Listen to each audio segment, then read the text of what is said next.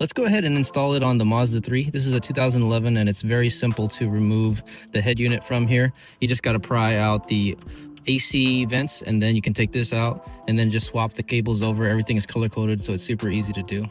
Let's get started.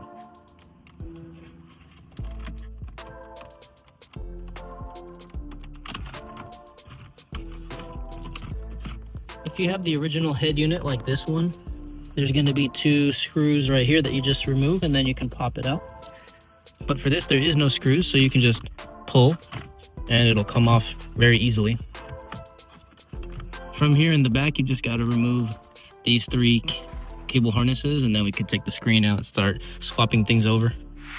So I got the old harness out and all the wires are freed up now. This big one right here is going to go to this one here, and everything pretty much connects to where they're supposed to connect to. This one goes to the head unit itself. This one right here goes to the antenna, which is right there.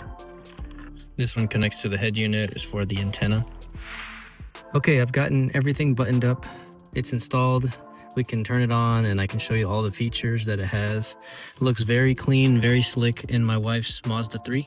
Let's go ahead and turn it on and show you how it looks.